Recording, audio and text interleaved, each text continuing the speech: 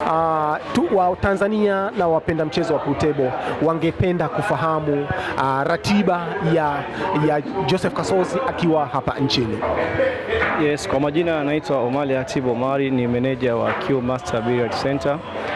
Yeah, of course, kama wanavyosema Waswahili, usiku wa deni au kai kukucha, ayawi sasa yamekuwa.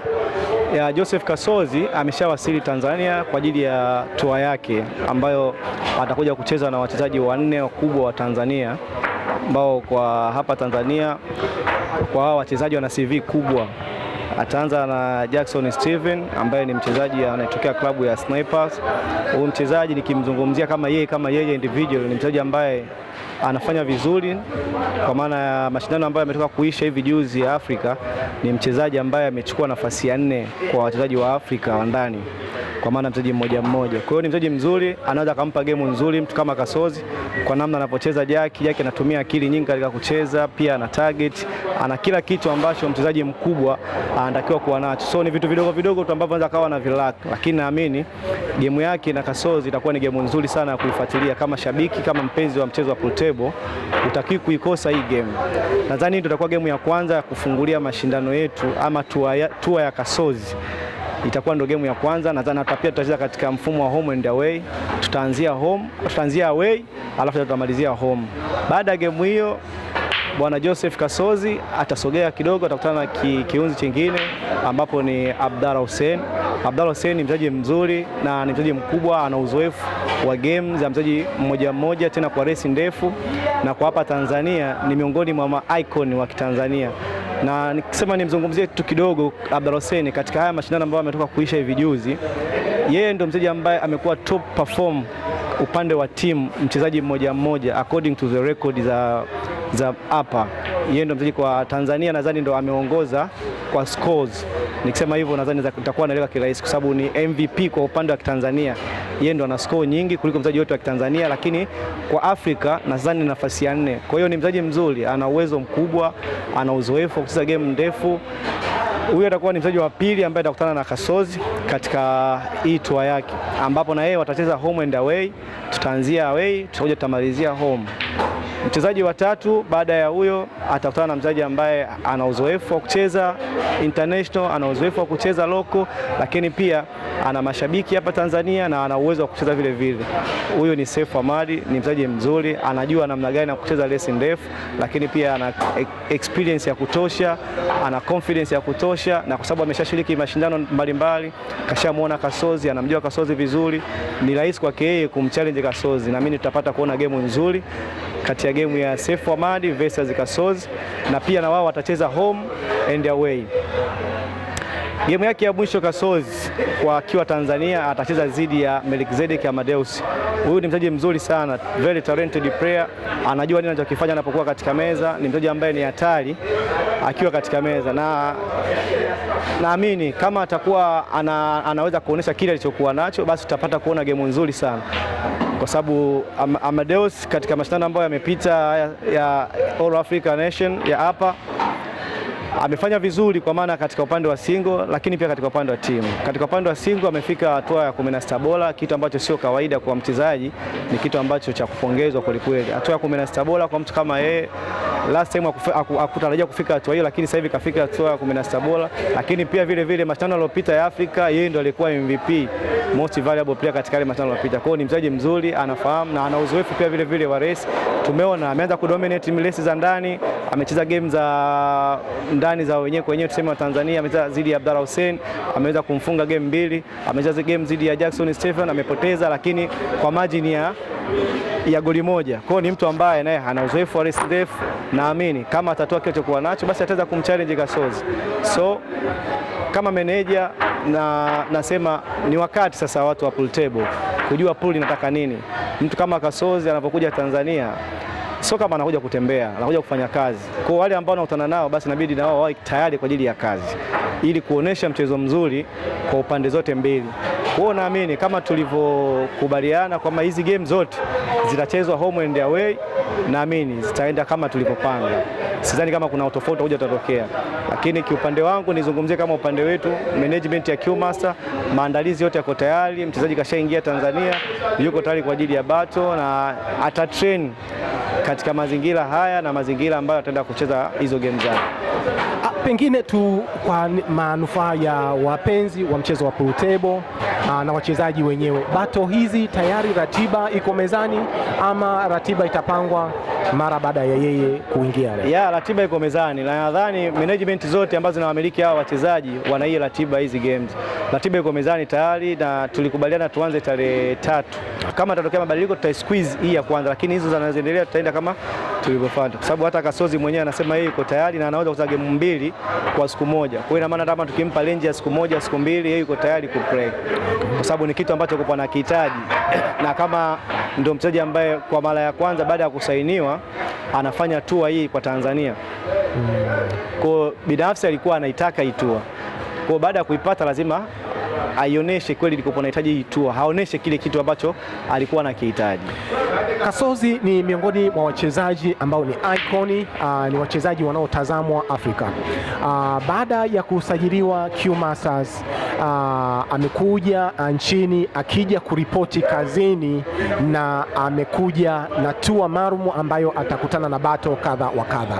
Hii pengine kwa Q-Master ina maana gani? Ni kipimo ama tunamaanisha nini?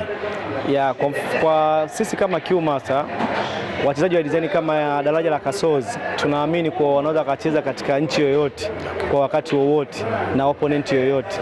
Kwa hiyo basi hii tour ya Tanzania yeye alikuwa anahitaji kwenda South Africa kwenda kucheza game kama hizi, sawa, lakini tukamwambia kabla hujaenda South Africa tumekusaini sisi wa Tanzania, tunataka tumkaribishe kwanza Tanzania kwa kupokea wa Tanzania, alafu kenda South Africa unakuwa na support ya Watanzania. Although Waganda wanakusupport kila unapokuwepo, lakini pia vile vile kuna fan base ambao nayo Tanzania inataka ikuone. Kwa hiyo tumeleta itoa mahususi vile vile kabla ya kuanzisha tour nyingine, kwa maana kwa nchi nyingine awe ameshapita katika mikono ya Watanzania, apate baraka za Watanzania, ili akienda huko mimi naamini kuna kundi kubwa la mashabiki wa Kitanzania watakuwa wanamsupport Kasozi akiwa anaenda kucheza katika nchi nyingine, kwa sababu atakuwa anawakilisha Q-Master japokuwa yeye ni Mganda. Kwa hiyo upande wa Q-Master kwa sababu tuko Tanzania atakuwa anapata support kubwa sana ya Watanzania. Uwezo wa Joseph Kasozi bila shaka meneja unaufahamu.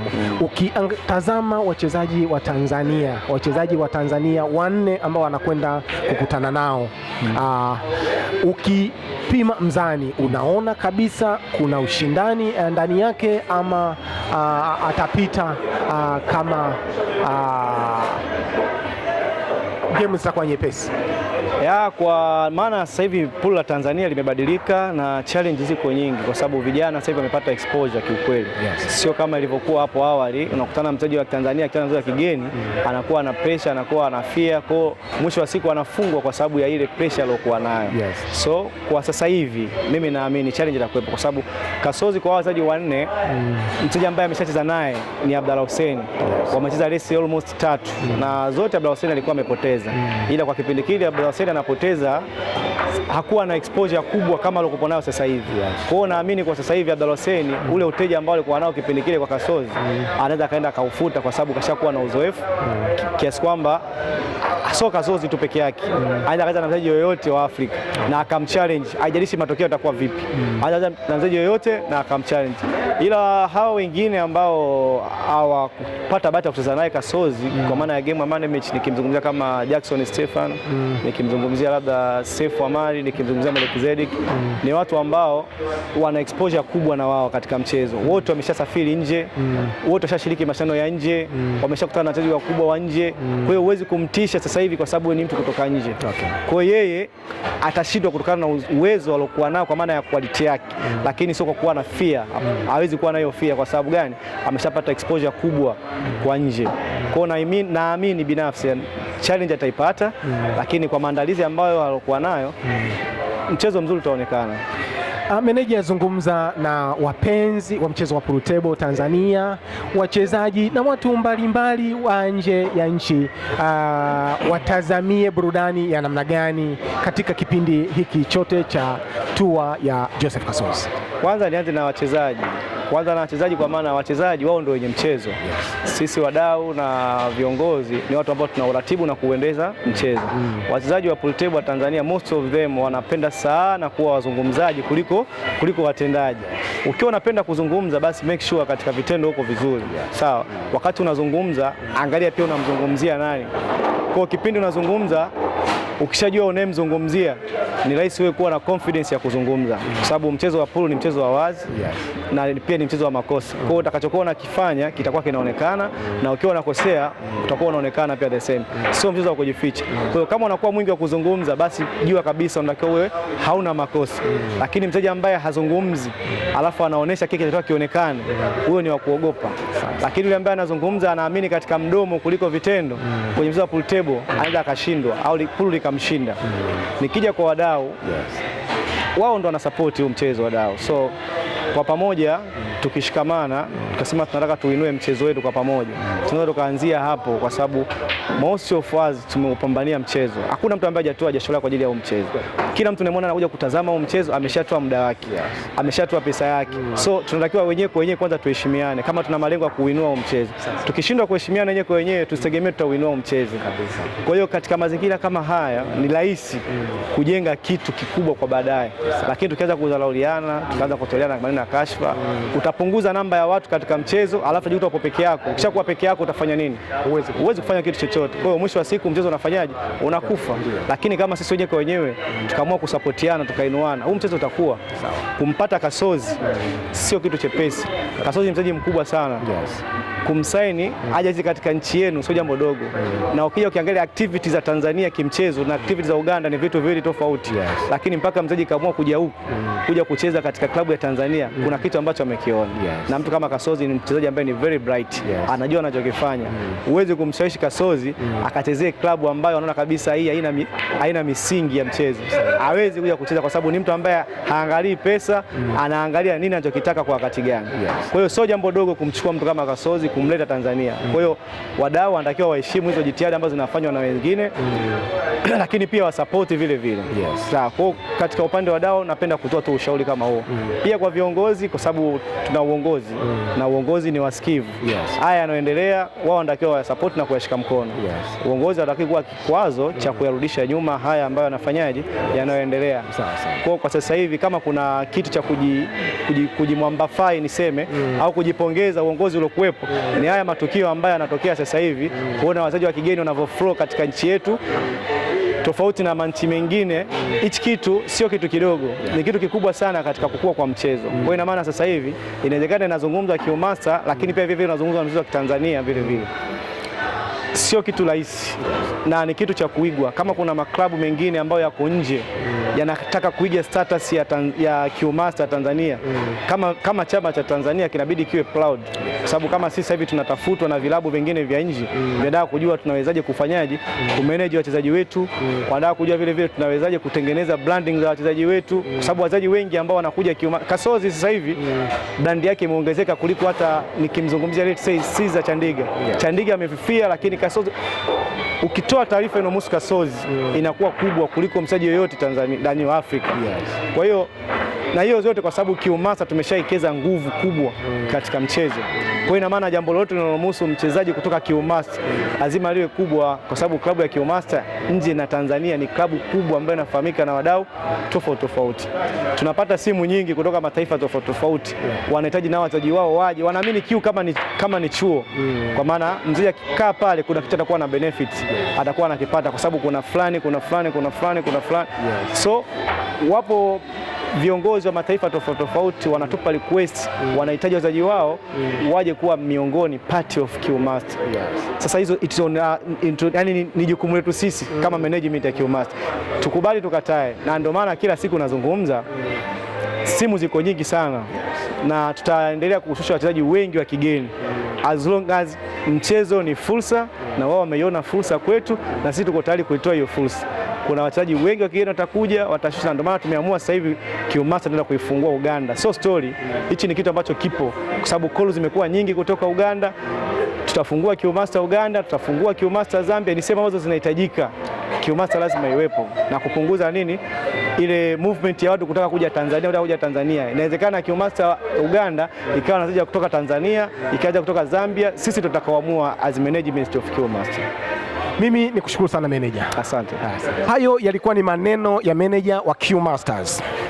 Tulikuwa tunazungumza kwenye grupu maneno kaza wa kaza, Kasozi toka usajili, hatimaye Kasozi yuko nchini Tanzania kwa ajili ya bato 4 za wachezaji nguri tunaowaamini, tunaowategemea, ambayo ni macho kwa nchini kwetu, kila mtu anawatazama. Ataanza Jackson Steven, atafuatiwa na Abdara Hussein, atafata Ghost Rider Sefu Hamadi, na mwisho ni Melkizedeki Amadeus. Ni mchezo ambao tunataraji utakuwa ni michezo ya kuvutia kwa wachezaji wote wanne, lakini ni michezo ya kujifunza sisi wa Tanzania. Nini tulicho nacho, tutadeliver kiasi gani, tuna uwezo kiasi gani. Ni kipimo kizuri sana kutoka kwa mchezaji kutoka Uganda, Joseph Kasozi. Kasozi amesema kwa mashabiki zake, anategemea fans wake watamfuatilia kila hatua, na si Uganda tu, Afrika nzima watakuwa wanafuatilia mchakato mzima wa mashindano haya ya bato yatakayokuwa yanaendelea kuanzia tarehe 3. Wewe utakuwa wapi? Sogea karibu ujionee kwa macho yako ni nani ataibuka kinara kati ya Joseph Kasozi, Jackson Steven day 1. Day 2 Abdara Hussein, Joseph Kasozi. Day 3 Sefu Hamadi, Joseph Kasozi. Day 4 Melkizedeki Amadeus na Joseph Kasozi. Ni gemu ambazo tunazitaraji zitakuwa na mvuto wa hali ya juu. Unakosaje?